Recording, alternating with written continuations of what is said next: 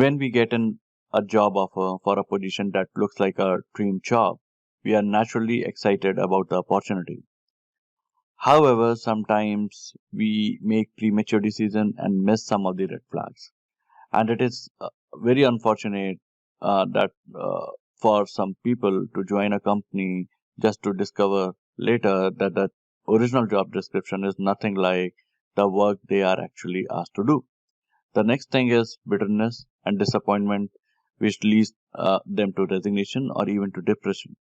There are some common red flags which we can find out during the interview process. And if you find those red flags, then do not accept those job offers. Let's discuss what are some common red flags which you will find during the interview process.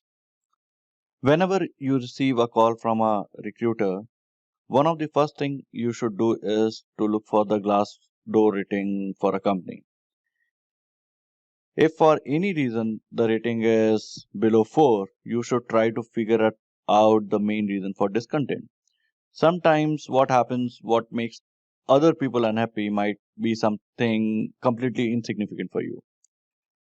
Another thing, what you look for is to read lot of reviews by the employees.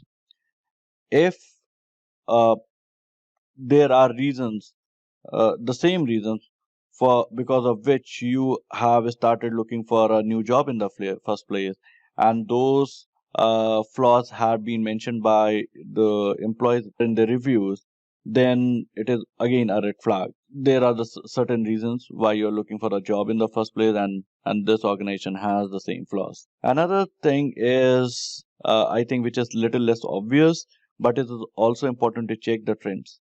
Check for the trends, that whether the company's ratings have dropped recently. If so, it might be an indication that there had been recent change in the organization that has caused the working condition to change.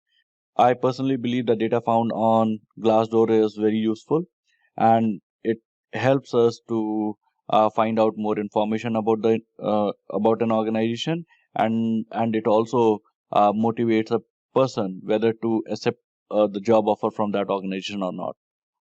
Another red flag is your future manager. Let me tell you an incident. One of my friend who is a high flyer working in a FANG company at a very senior position.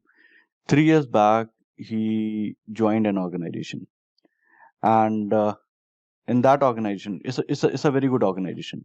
And one of our other friend was also working in that organization. And when he came to know that this particular friend of ours is going to join that organization under uh, a particular person, he told him about that lady, that she is very difficult to work with, and she has already fired three uh, lead data scientists in 1 year, and he suggested him not to accept the job offer. However, my friend accepted the job offer, and within 3 months time frame, he was fired from the job and he got into a depression. He was out of work for 1 month. So this is also a major red flag. And during the interview process, it is unlikely that you will spend more than couple of hours with the person who will be your future boss. If over that period of time you start noticing some problems with him or her, remember that you will have to deal with him or her on a daily basis for the next few years. If after just few hours you already feel that you are not listened to or not taken seriously, or if it seems like you are not sharing the same values, it is time to reconsider that whether you are ready to join that organization or not. Another red flag is unrealistic job description. Whenever you receive an email or a call from a recruiter with unrealistic job description, then it is a major red flag.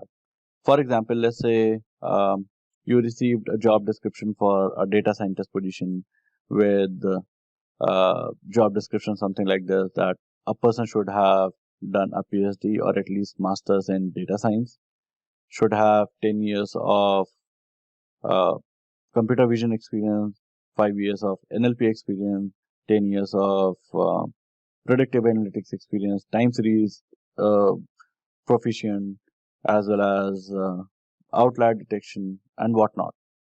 Apart from that, that person should be knowing all about AWS, GCP, as well as Microsoft Azure. He should be able to productionalize the code, and and all these skills in having in one particular person is very difficult. Let me tell you, beware of all these companies that put down an endless of the requirement without being able to justify why they need candidates to have all these skills. So this is again a major red flag. If you receive such emails or receive a call from a recruiter, say thank you to them. Another red flag is high employee turnover. Before signing an offer or even before interviewing, go check LinkedIn employees and see how long employees typically stay at that particular company, because this might vary from department to department. And make sure you check people currently employed in that particular department you are considering to join.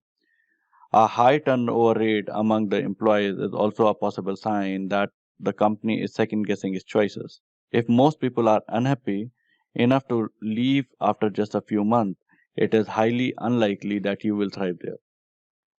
There are tons of other red flags which you will find out during the interview process.